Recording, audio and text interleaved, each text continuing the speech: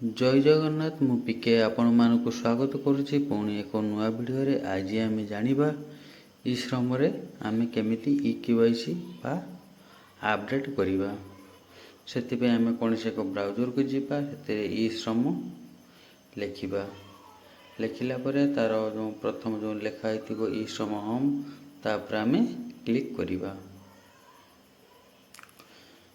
Click कला पर देखि पार्थे आपणकर ऑफिशियल साइट खोली जाइथिबो। ये होची ऑफिशियल साइट। एपटे देखि पार्थे आपण फॉर पेंशन रेस 3000 मंथ तमाने मासक 3000 टका आपणकर पेंशन पाइबे। भल भाव देखि पार्थे वर्तमान आम तार क्राइटेरिया गुड़ाक देखीदबा। वर्तमान मु कहि आपण केमिति मासक 3000 टका पाइबे। वीडियोटी को लास्ट पर्यंत देखंतु निहाती आपण जानि परिबे। सेतिपई आपण प्रथमे आपणकर जो ई श्रम हेतिला ई श्रम कार्ड हेतिला सेमे आपण अपडेट करिवे। अपडेट रे आपणकर यूएन नंबर अछि। यदि यूएन नंबर नाही ताले आपण आधार माध्यम रे भी आपणकर अपडेट करें। से आप अपडेट आधार नंबर पर क्लिक करवा। क्लिक कला पर एठी मोबाइल नंबर टी मारिबा। मोबाइल नंबर मारला पर आपणकर कैप्चा आईडी दे दवा। जा कैप्चा मागुची ता दबा देला पर सेंड ओटीपी ऊपर हम क्लिक करवा। कैप्चा टी भूल गला आउ तो दे दूची।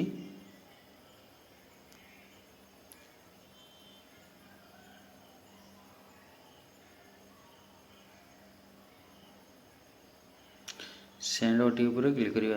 आपनकर जो सम कार्ड रे जो मोबाइल नंबर लिंक थिबो से नंबर को गोटे ओटीपी जीवो। ओटीपी टी आम दे दबा। दे देला पर आम सबमिट ऊपर क्लिक करिवा। तापर एठी आपण जो आधार नंबर देइथिबे से आधार नंबर आपनकर जो आधार नंबर थिबो से आधार नंबर एटी देबे। मु दे दूजी टी आधार नंबर टी। तापर आपण एटी फिंगरप्रिंट आईआरएस माने आखि स्कैन आउ आंगुली चिन्ह किंबा ओटीपी माध्यम रे आपण करि परिबे। मोर एटी मोबाइल नंबर साथ लिंक अछि सेति ओटीपी करछि। ओटीपी कला पर सेठी कैप्चा दे दूची।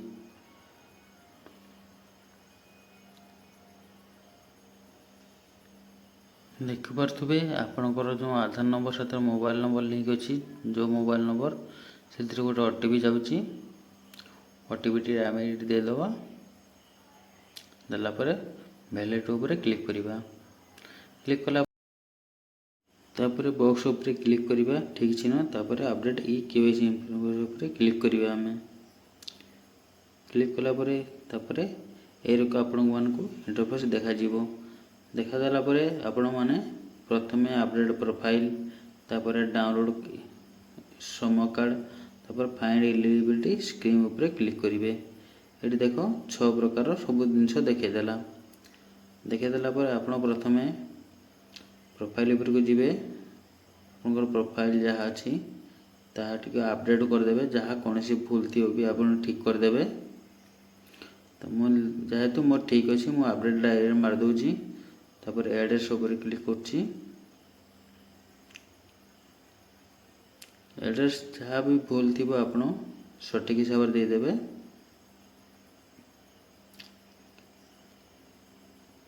मु दे दूची।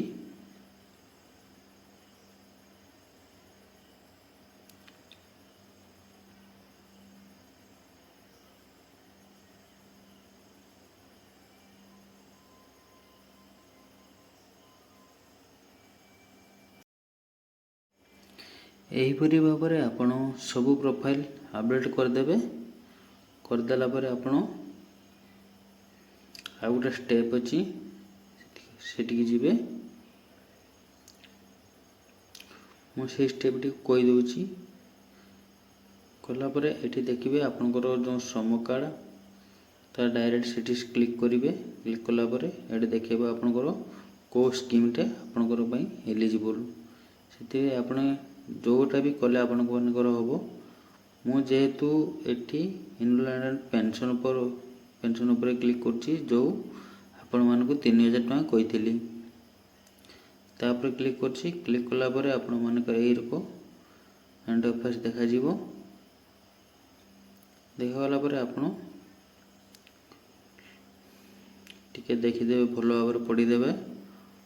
ବର୍ତ୍ତମାନ ମୁଁ ଯାଉଛି ଯେଉଁ ଆପଣ 3000 ଟଙ୍କା କେମିତି ପେନ୍ସନ୍ ପାଇବେ ତାହା କହିବି। ସେଇଠି ଲେଖା ହେଇଥିବ ଆପଣଙ୍କର ପେନ୍ସନ୍, ତାପରେ କ୍ଲିକ୍ କରିବେ। ଏଠି ପେନ୍ସନ୍ କ୍ଲିକ୍ କଲା ପରେ ଆପଣ ଏଠି ନିଜର ମୋବାଇଲ୍ ନମ୍ବର ଦେବେ।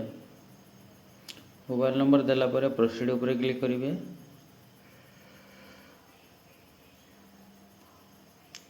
କ୍ଲିକ୍ କଲା ପରେ ଆପଣଙ୍କର ଯେଉଁ ମୋବାଇଲ୍ ନମ୍ବର ସେଥିରୁ ଗୋଟେ OTP ଯିବ।